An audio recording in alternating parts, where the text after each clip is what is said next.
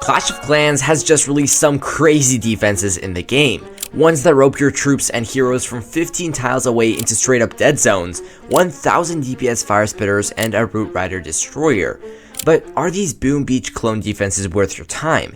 I mean, they're complicated, pricey, time-consuming, and aren't even permanent. But a crafting phase will essentially be 3 months. Yeah, that's right. This set of crafted defenses rotates every month, meaning the Hook Tower, Flame Spinner, and the Crusher Mortar will be gone by mid-September, and going with them is every level that you've invested into them. This begs the question, are crafted defenses a good addition to Clash of Clans? Let's start with one of the strongest reactions players had when these crafted defenses were first revealed, the unnecessary complexity they bring to the game. One Reddit user puts it perfectly, "I feel like Clash of Clans is becoming more complicated with each passing year. At some point, it stops being fun for casual players because everything gets so competitive and demanding. Adding 10 to 12 new defenses every year like the recent crafted tower just makes the game even more complex. There needs to be a line where you ask yourself, am I actually enjoying this new gameplay, or do I miss the simpler, more balanced experience we had up to Town Hall 16? And they're not wrong.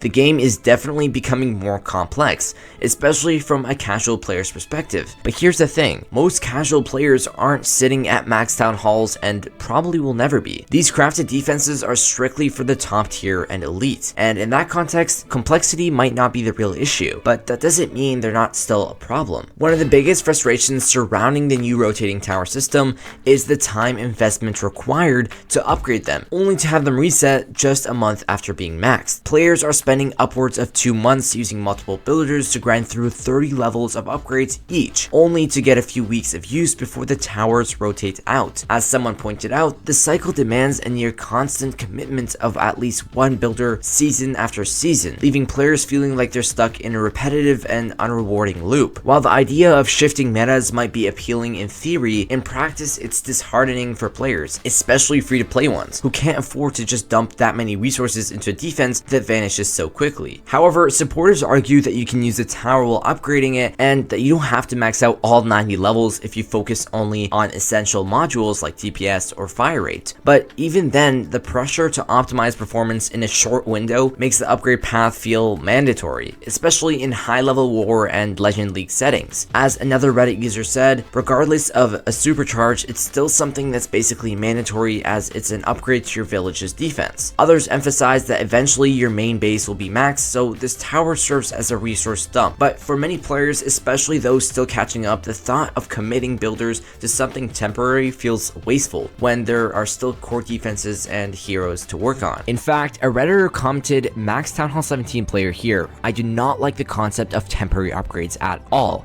The post is pretty lengthy, so I'll sum it up here. He wrote, "It gives max players more to do.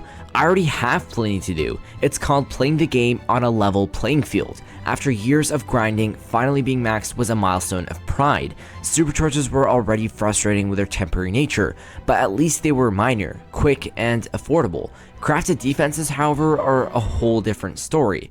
These require massive daily resource demands, 8 million gold / elixir, and 37,000 dark elixir for nearly 2 months just to be fully upgraded before they reset again. For casual players, that pace is unimaginable, and when time runs out, you're unmaxed again. That loop feels hollow.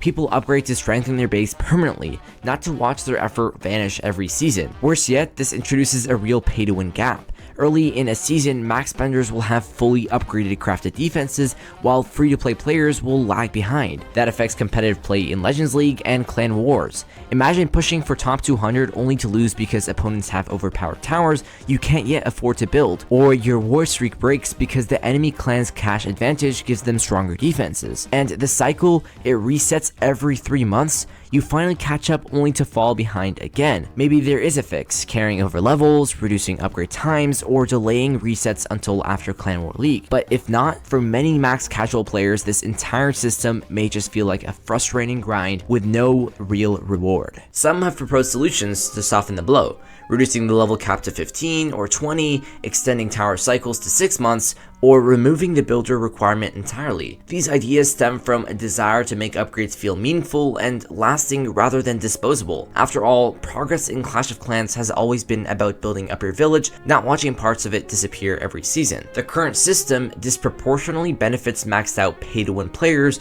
leaving casual or free-to-play players with little time to even catch up before the next cycle begins, which at the end of the day is fair, since Supercell is a company and they need to make money somehow. But if these crafted defenses are here to stay, I recommend that the devs consider whether this high investment, low reward system truly fits the spirit of long-term progression that has kept the game thriving for over a decade. Aside from the daunting task of grinding through 90 upgrade levels every 3 months just to stay competitive, these new crafted defenses are honestly pretty fun. We can't just sit here and criticize everything the dev team releases. The Crusher Mortar, Hook Tower, and Flame Spinner are some of the coolest and most creative defense ideas we've seen in a long time.